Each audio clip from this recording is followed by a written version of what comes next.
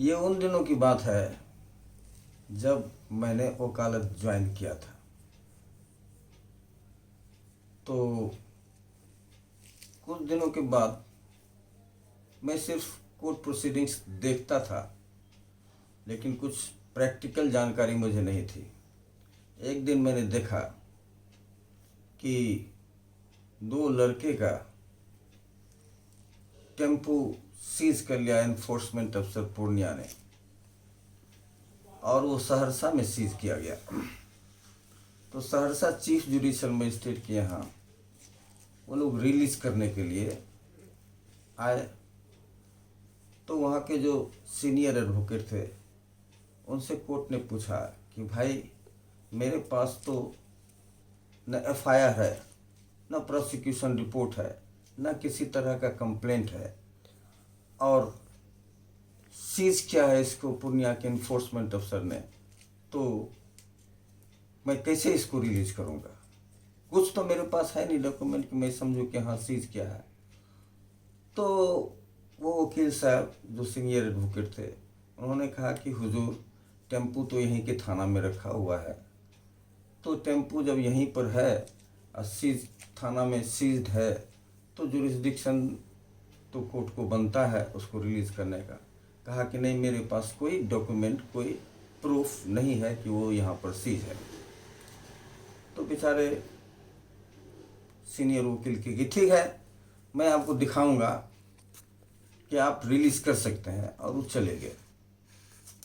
फिर दूसरे दिन मैंने देखा कि उसी टेम्पू के रिलीज़ के बारे में कोई दूसरे सीनियर एडवोकेट बहस कर रहे थे, और एग्जैक्टली वही क्वेश्चन कोर्ट ने किया कि न मेरे पास प्रोसिक्यूशन रिपोर्ट, न कंप्लेंट, न कोई तरह का एफआईआर, तो मैं कैसे इसको रिलीज़ करूँगा?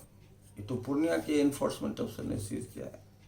तो वही कल जैसा वो सीनियर एडवोकेट कहते रहे कि हुजूर के जुरिस्डिक्शन में सीज हुआ है, टेम्पू यहीं पर थाना में रखा हुआ है, हुजूर को पावर है, आप रिलीज़ कर सकते हैं। तो कहा ठीक है, हमको दिखाइए कि हम रिलीज़ कर सकते हैं। क्योंकि हुजूर हम दिखावेंगे कह के दूसरे सीनियर एडवोकेट भी चले गए। तीसरे दिन भी जब एक तीसरे सीनियर एडवोकेट बहस करने के लिए आए तो उससे भी एग्जैक्टली वही क्वेश्चन, और जिसका टेम्पू रिलीज होना था वो खरा खरा सुन रहा था। जब तीसरे दिन वो सीनियर एडवोकेट जाने लगे एकदम एग्जैक्टली उसी क्वेश्चन पर, तो उसके हाथ में एक मोटर व्हीकल एक्ट की किताब थी। तो मैंने ऐसे ही ऑन इम्पल्स उससे हाथ से किताब ले लिया और तुरंत पलट के देखा, तो हमने देखा कि उसमें लिखा हुआ था कि any seizure made under this act will be made in accordance with the rules of CrPC. तो हमने कोर्ट को कहा कि हुजूर इसमें तो दिया है कि any seizure made under this act will be made in accordance with the law of CrPC, तो हुजूर को जुरिस्डिक्शन हो जाता है। तो कहा ठीक है, देखें वो किताब। तो किताब हमने दे दिया। वो कहा कि ठीक है, इसको हम देखेंगे अपने चैम्बर में, और वो चले गए। मैं भी कोर्ट छोड़ के चला गया। तो मैं लंच आवर में चाय की दुकान पर चाय पी रहा था। तो जिसका टेम्पू था जो रिलीज के लिए आया हुआ था वो खोजते खोजते पहुंचा और हमसे कहा कि चलिए आपको सीजीएम साहब बुला रहे हैं। हम कह रहे हमको क्यों बुलावेंगे, हम आपके केस में वकील थोड़े हैं। वो बुला रहे होंगे आपके जो सीनियर एडवोकेट हैं उनको।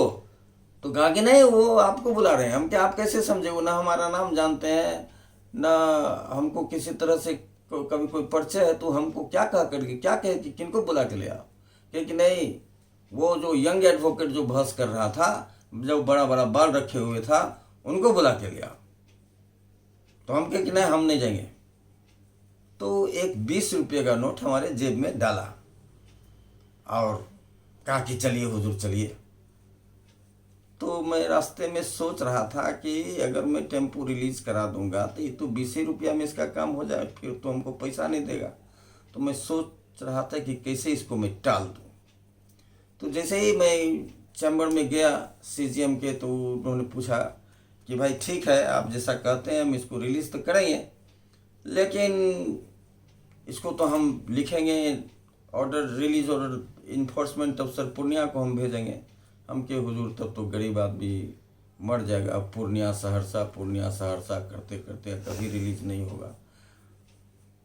तो इसको हुजूर आप कल पर रख दिया जाए और हम आपको बतावें कि आप यहीं पर रिलीज कर सकते हैं। तो कहा ठीक है, कल आइए।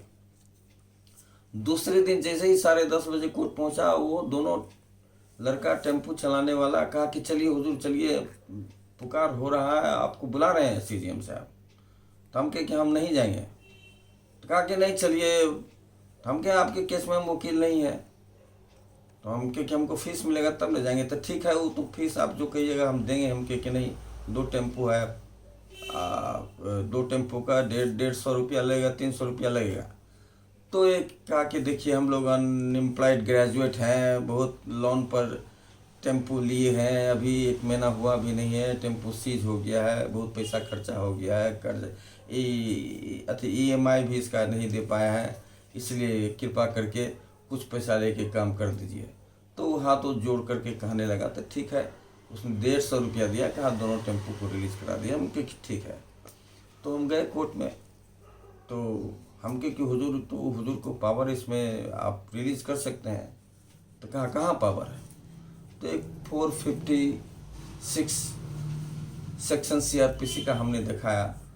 तो उसमें लिखा हुआ था, whenever a seizure of property by the police is reported to a magistrate, the magistrate may,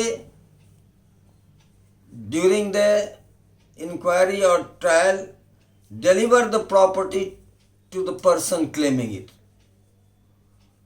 तो कहा कि इसका क्या मतलब हुआ? हम कि इसका मतलब हुआ कि आप रिलीज कर सकते हैं। कहा आप समझते तो है नहीं, या चले आते हैं बहस करने के लिए। इसमें लिखा है, whenever a seizure of property by the police is reported to the magistrate. So has it been reported to me by the police? हम क्यों with great respect say this is not the correct interpretation. Then what is the correct interpretation?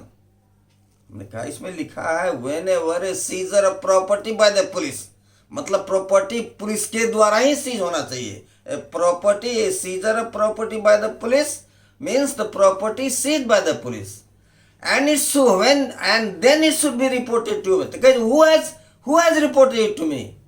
हम कि I am the person reporting it to you that my property has been seized, and admittedly it has been seized by a police officer, the enforcement officer.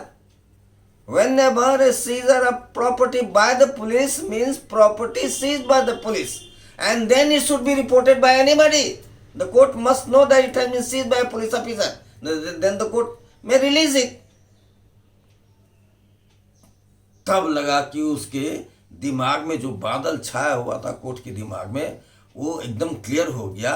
वो समझ रहा था a seizure of property by the police is reported को समझ रहा था should be reported by the police, but it was not so. तो बहुत खुश हुआ और प्रॉपर्टी रिलीज कर दिया। और कोर्ट इतना खुश हुआ कि उसके बाद जब भी हम कोई केस बहस करने के लिए जाते थे तो कहता था ठीक है आप ये ऑर्डर लिखा दीजिए, और हम रिलीज ऑर्डर हम ही लिखा दिया करते थे, बेल भी हम ही ऑर्डर लिखा दिया करते थे। कोर्ट हमसे बहुत खुश था। ठीक है, धन्यवाद।